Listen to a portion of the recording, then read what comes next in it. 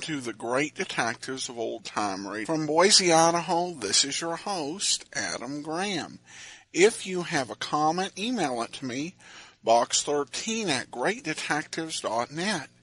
Follow us on Twitter @Radio Detectives and become one of our friends on Facebook, facebook.com/Radio Detectives. Well, before we do get started, I want to let you know this program is brought to you by the financial support of our listeners. Thank you so much for your support. I want to thank Craig, and I'll send him access to our premium site, which we do with all donations of $7 or more. And you can support the show at support.greatdetectives.net. Also at greatdetectives.net, be sure and check out my review of the Harry Keene, Peter Chambers book, Hang by the Neck. And you can get all my reviews delivered regularly to your Kindle, and you can try that service out free for 2 weeks. Just go to the Kindle store, search for Great Detectives of Old Time Radio.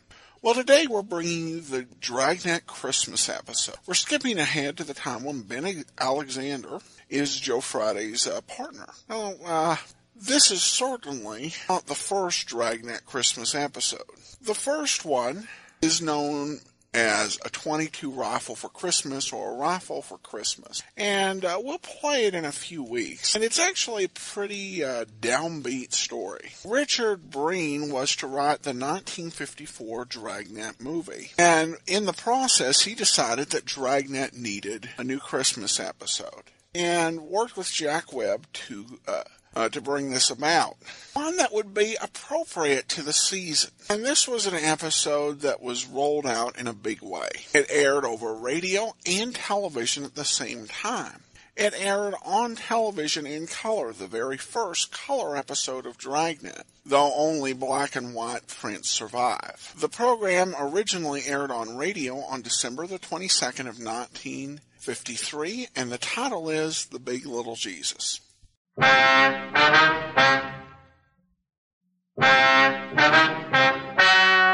Ladies and gentlemen, the story you are about to hear is true.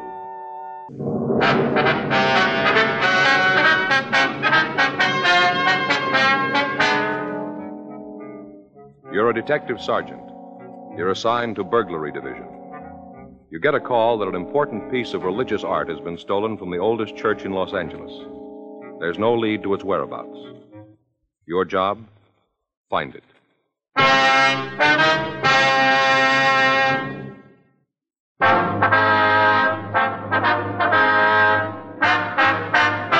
Dragnet, the documented drama of an actual crime.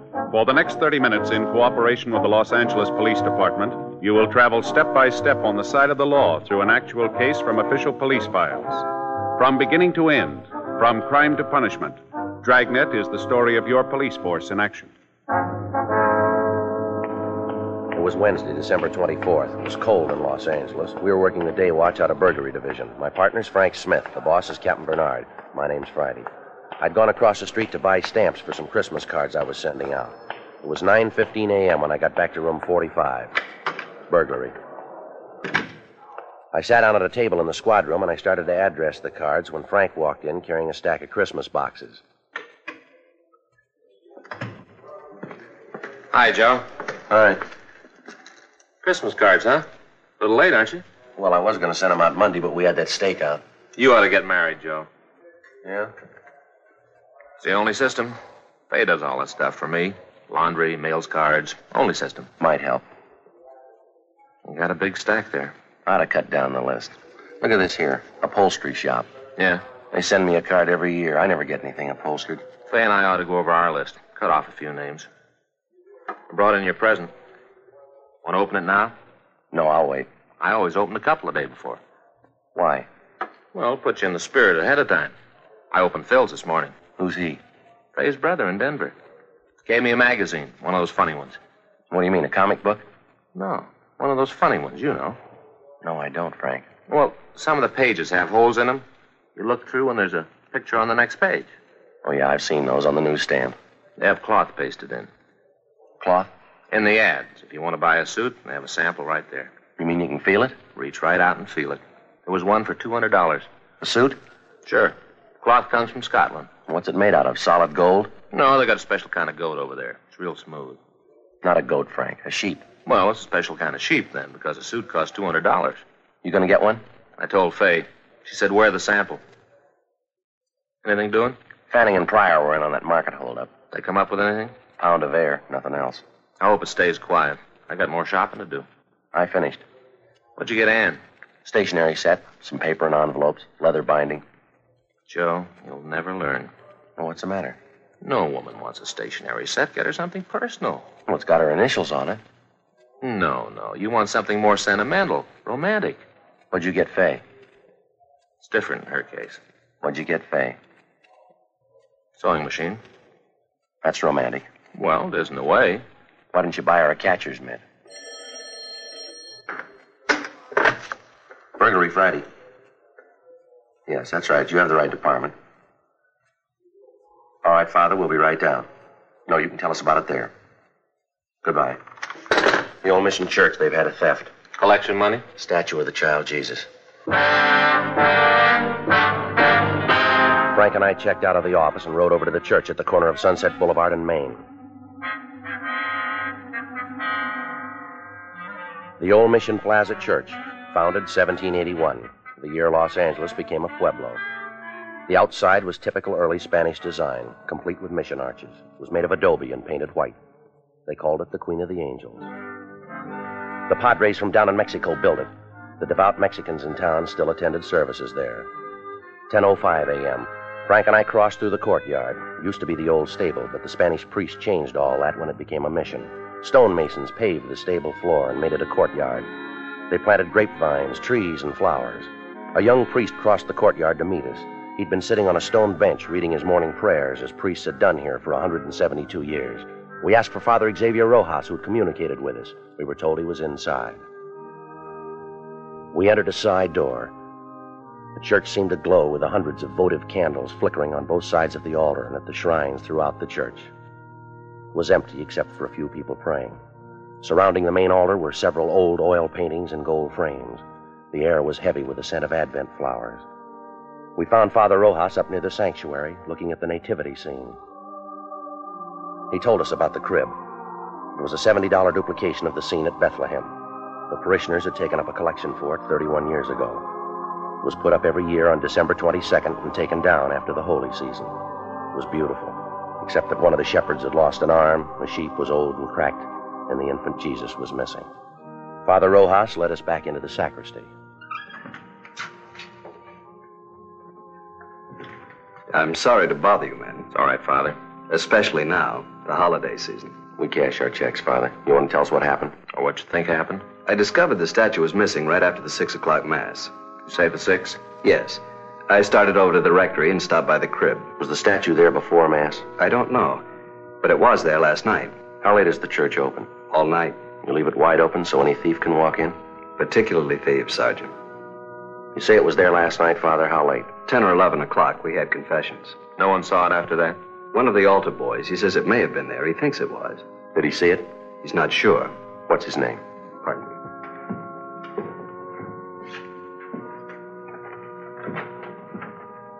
Here's the schedule. You'll find the names for every Mass there. Was there a big crowd at the 6 o'clock Mass, Father? Not too many. 7's the big one. People on their way to work. Did anyone stay after Mass, did you notice? Not especially. I came back here, took off the vestments. I suppose it was 10 or 15 minutes before I went back in the church. It was empty then? No, people were coming in for the 7 o'clock.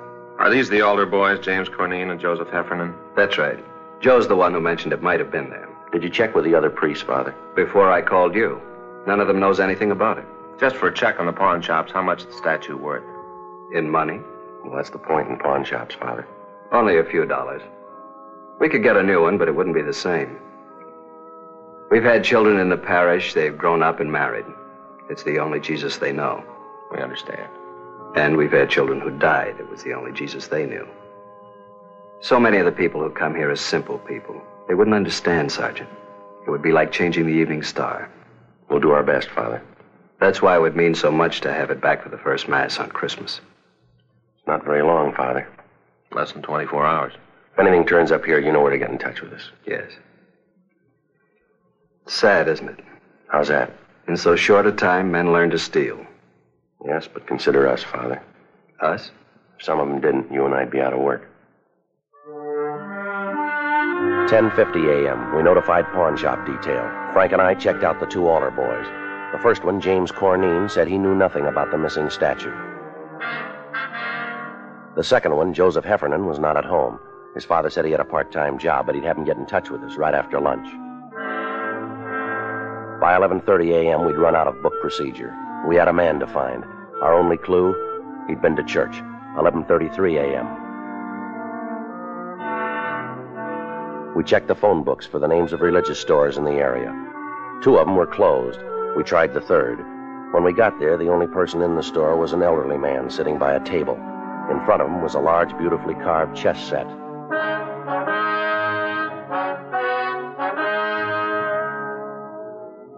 We're police officers. My name's Friday. This is my partner, Frank Smith. Great to see you. Caught me in the middle of a big chess match. Where's your partner? Up in San Jose. We've been playing for years. Same match? No, just 2 or 3 months on this one. What I meant was we've been playing different matches for years. I see. You know, we do it through the mail. I send him a move, he sends me one. Must keep you on your toes. Except during the holidays, the mail gets all fiddled up. That's no good. Guess not. Slows things down, that's no good. I like to catch him off guard. You Mr. Flavin? How do you know? We never met. Your name's on the window out front. Mr. Flavin, we checked the other 2 religious stores in this neighborhood. They're closed. This is the best one anyway. 50% European items. We're checking the stores around the Mission Church. For what? Statue of the Child Jesus. Do you have one we could look at? Sure. No, sir, a larger one. You don't want a larger one, unless it's for a church. That's where you want a larger one. Could we see it, please?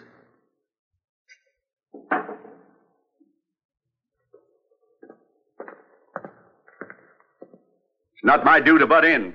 But unless you live in a big place, this will make your living room all the kilter. Yes, sir. Do most of the people who go to the Mission Church trade here? Good many of them, especially the kids. Why kids? More religious. Check on yourself. See if kids aren't more religious than you. Might be so. That's what's wrong with the world. Oh, I don't mean you're wrong with it. Everybody. Yes, sir. Wonder if we could stick to the point, Mr. Flavin. Sure. A lot of people from the Mission Church come in here. Do people ever come in and sell back a religious article? Like a prayer book or rosaries? Yes, sir. Second-hand, you mean? Yes, sir. Not since I ever been around. It's silly. Why?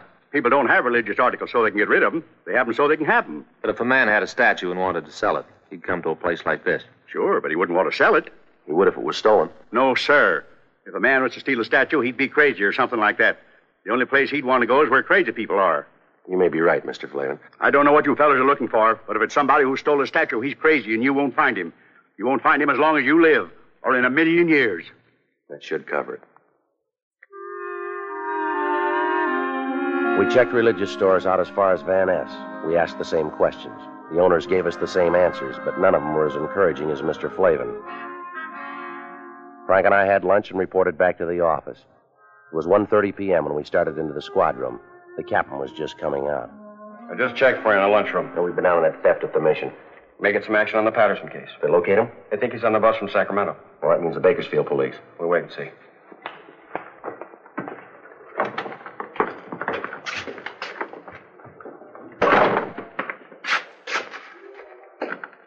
Are one of you fellas Sergeant Friday? He is. I'm Joe Heffernan. My father said you wanted to see me. Sit down, son. You didn't have to come in. A phone call would have worked. My father said to get on over. He says that any kid that uses phones is lazy. We want to ask you about this morning. You serve 6 o'clock mass? Yes, sir. I'm senior boy, so I get the 6th. You're a senior and you take the early trick? Yes, sir. That way, if you receive communion, you get to have breakfast sooner. Father Rojas says you think the statue was there before mass. I didn't look, but I have a feeling it was there. A feeling? You know, how you have a feeling about something, but you're not sure. Did you stay around long after mass? I put out the candles and hung up my surplice. How long would that take? About 5 minutes, maybe. Did any of the people at mass stay on? Some of 'em always do, especially ladies. Oh? Maybe they don't finish in time, or else they start new prayers. I don't know. So when you left, there were still some women there? No, sir. That was at first. After I went back to the sacristy, there was only this one man. What man? He comes at 6 o'clock all the time. Do you know his name? No, sir. But he works down in Olive, paint shop, where they paint signs. Could you describe him? Sort of medium. He was wearing a suit that didn't match. Didn't match? Different pants than coat. How about his age? Oh, he's pretty old. Take a guess. About 40, maybe. There's nothing particular about him. Then why'd you notice him? I've seen him before. And the bundle, I guess. The bundle? Out in front. I saw him when he was coming out. He had this bundle. He almost dropped it. How large a bundle? It's hard to say. Come on, son. Was it large or small? The size of the statue? About that big. Yes, sir.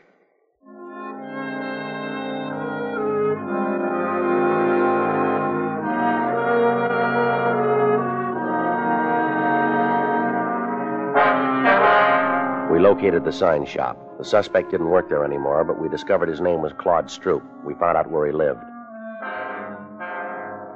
2:25 p.m. We arrived there.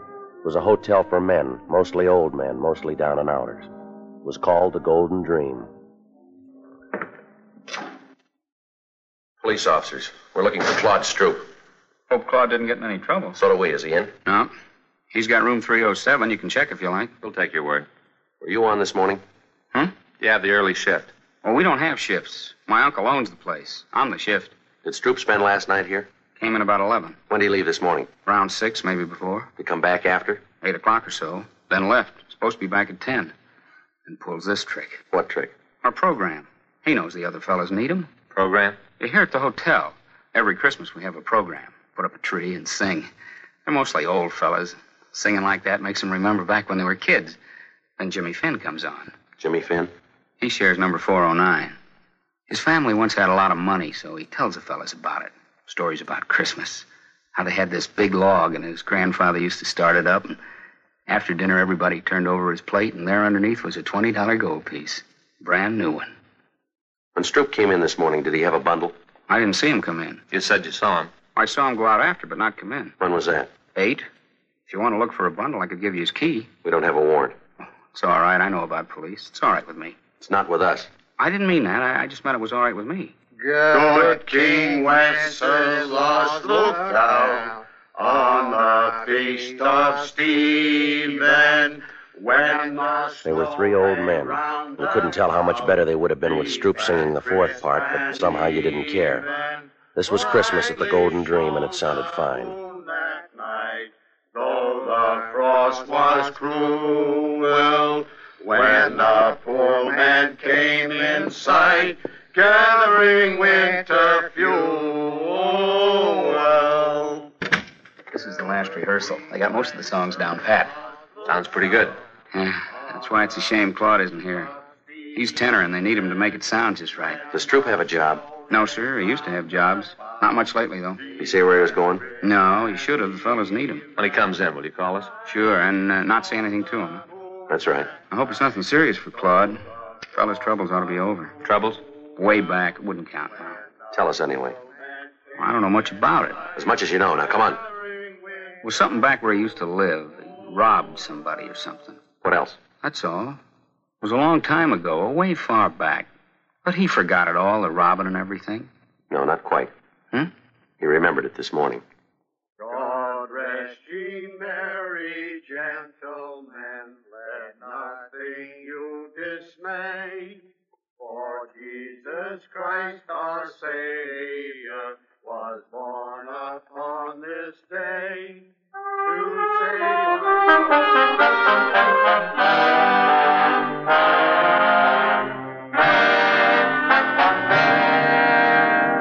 We went back to the office and ran Stroop's name through R&I. If he'd been booked anywhere, we had no record of it, at least not under that name. 4:15 p.m. Pawn shop detail reported back. No object resembling the statue of the child Jesus had been turned in. 4:18 p.m. I hung up the phone. Patterson's on that Sacramento bus. I thought Bakersfield had it. They were supposed to confirm. They did. Up over the station. What about Fanning and Pryor? They're still out. Well, they'll be back soon. When's the bus arrive? 6 o'clock. There's plenty of time for them to make it. There's more time for you. We're still in that theft. Can it wait? No. What is it, $10, $15 statue? When's the price determine a case? I realize it's a church statue, but that doesn't give it priority. It's important to them, Captain. Joe and I promised to get it back. What do you got on it? Nothing much. And why are you so big-hearted? Burglary Friday. When? No. Don't say anything. No. Right. It's Claude Stroop. He just walked into the hotel. He's our suspect. Nobody's leaked to him? No. You'll keep. You can run him down tomorrow. It'll be too late then. They need it for the first mass in the morning, Skipper. It's kind of a big thing for them. I'm sorry. I can't juggle details around so you can get a statue back. If there's time later on, we'll do our best. Yes, sir. You better get over to the station. Yes, sir. Will you call Father Rojas over at the mission? Why? Tell him we're too busy to work on that statue. But we'll do it later. Tomorrow or when we get a chance. Why can't you call him? Well, we better get over to the station. If Patterson's on that bus, we don't want to miss him. All right, I'll call him. Friday. Yeah. I can send Fanning in priority. You might as well stay on that other thing. Whatever you say, Captain.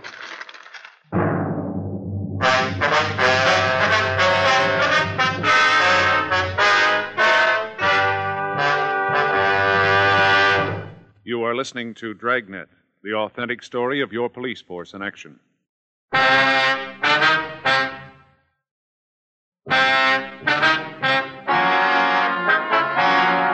4:43 p.m. We arrived at the Golden Dream Hotel. The desk clerk was right. Claude Stroop looked like a man who'd had his troubles at bargain rates. Your name Claude Stroop? Yes, sir.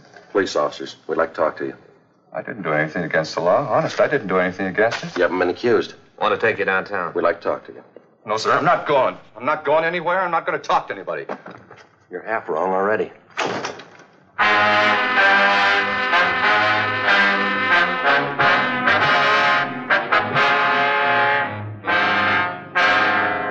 "5:15 p.m. We returned Stroop for interrogation. He kept his word. He refused to talk. 6:05 p.m. Frank called Fay, told her he'd be a little late. Stroop didn't move for a whole hour. He sat and stared, but he didn't talk. 6:40 p.m. We got a final report from pawn shop detail. The shops were closed. There was no statue. Stroop still hadn't talked. Don't you ever want to go home, Stroop? If I was to talk, he wouldn't let me go. Depends on what you'd say. I'd say it wrong, and I wouldn't get home. You won't this way either. I'd like to go. You can bet on that. This is the 7th year we had the program, and I never missed a one. Not a single one. Why don't you tell us what happened, Stroop? How would I know you'd let me go? You wouldn't. I might as well anyway. All right, what happened from Mass on? Well, there was Mass.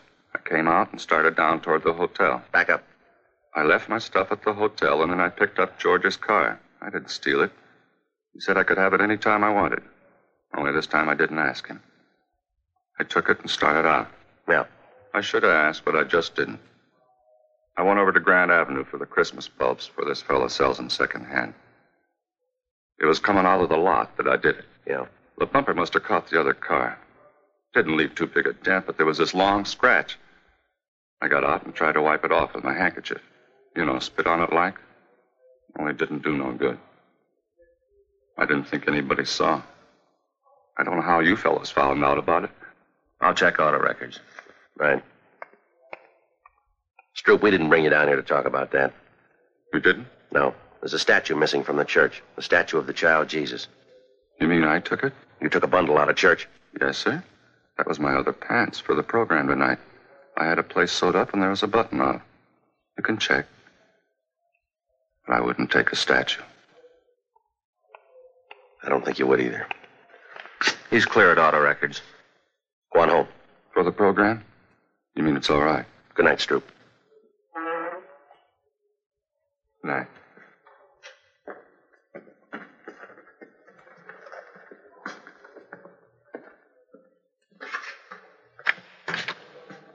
Merry Christmas.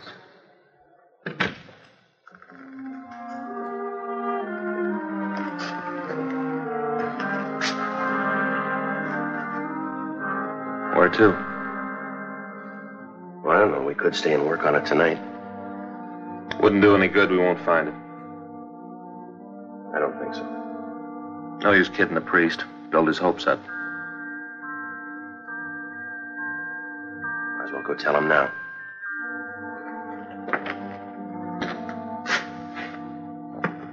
Merry Christmas.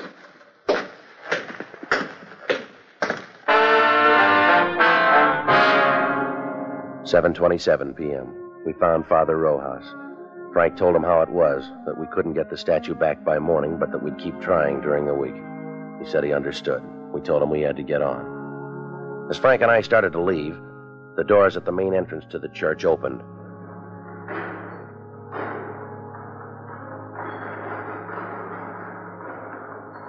It was a good 200 feet away. It was hard to be sure, but it looked like a small boy drawing a bright red wagon behind him. When he got closer, you could see he was no bigger than a pint of milk. He was a luminous-eyed little Mexican boy with a face as young as yesterday. The priest seemed to know him. Paquito? In the back of the wagon was the missing statue of the child Jesus. He picked it up gently and walked up to the priest. Padre Rojas? He just stood there, looking up at Father Rojas. It's Paco Mendoza, the boy from the parish. Ask him where he found it. ¿Dónde lo encontraste? No lo encontré, le cogí esta mañana. He didn't find it, he took it. Why? ¿Por qué? Todos los años Paquito rezó por un camioncito rojo. Este año Paquito rezó al niño Jesús. Yo prometí al niño Jesús el primer viaje en mi camioncito. He says all through the years he's prayed for a red wagon. This year he prayed to the child Jesus. He promised that if he got the wagon, the child Jesus would have the first ride in it. ¿Vendrá el diablo para llevar a Paquito? He wants to know if the devil will come and take him to hell. That's your department, Father. No el diablo. Jesús ama a Paquito mucho. We crossed over to the sanctuary. With the help of Father Rojas, the young boy replaced the infant Jesus in its rightful place, the crib in the nativity scene. Frank and I could have been wrong, but the small plaster statue seemed to approve. Mary, Joseph, the wise men, Gaspar, Melchior, Balthazar, the old shepherd, the young shepherd, the peasant, they all seemed to approve.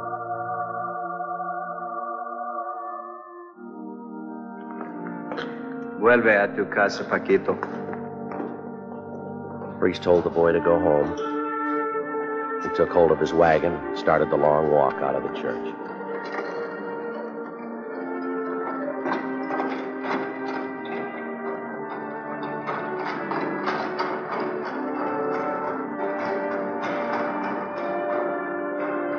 There wasn't much we could say. There wasn't much to say. We just stood there and watched him go.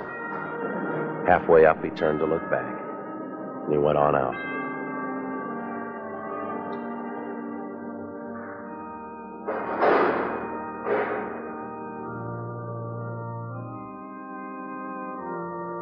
I don't understand how we got that wagon today. Don't kids wait for Santa Claus anymore? It isn't from Santa Claus. The firemen fix old toys and give them to new children. Paquito's family, they're poor.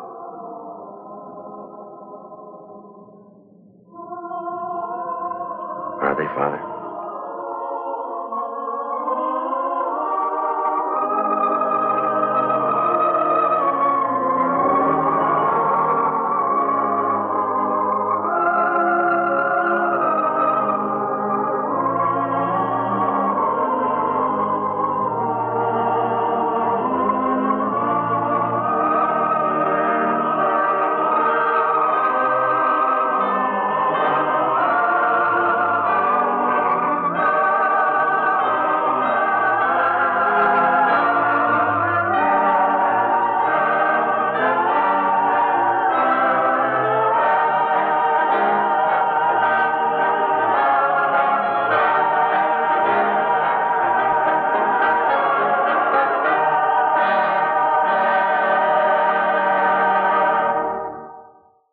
The story you have just heard is true.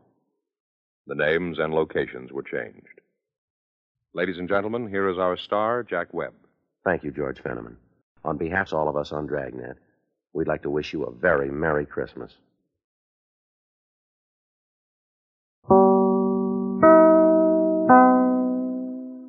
Welcome back. A great classic Christmas episode. Now, certainly there are points that can be challenged or picked apart, particularly some of the characterization of Joe Friday. And this would carry over into the 1954 movie. And many fans consider the movie version of Joe Friday to be a little too brusque compared to what we heard on radio and the early television. But as a whole, the piece is just wonderful. And it does a couple of things that are really well. The first thing is just creating these very unique characters. It's something people don't often talk about with Dragnet. But once Dragnet gets going really good, it most often takes these even minor characters and gives them these very interesting, very memorable quirks. The guy in the religious bookstore, the hotel desk clerk, and the quartet -1, particularly that whole scene, just very nice. And it just works so well in this play, with this adding all these really nice touches. And then the last 5 minutes, the music and the narration. Even all the times I've listened to it and heard it, those last few minutes really still do get to me. Just wonderful use of a radio to create these powerful moments. And I'm so glad we didn't bring it to you last year, since Old Time Dragnet was over. I'm so glad that this is back for at least the next 6 years. So thanks so much for listening. We will be back tomorrow with a special 1-hour surprise Christmas show. And believe me, you won't want to miss it. Monday, we'll be back with The Saint, and next Saturday, another episode of Dragnet back into our 1949 line. In the meantime, send your comments to box13 at greatdetectives.net. Follow us on Twitter, Radio Detectives,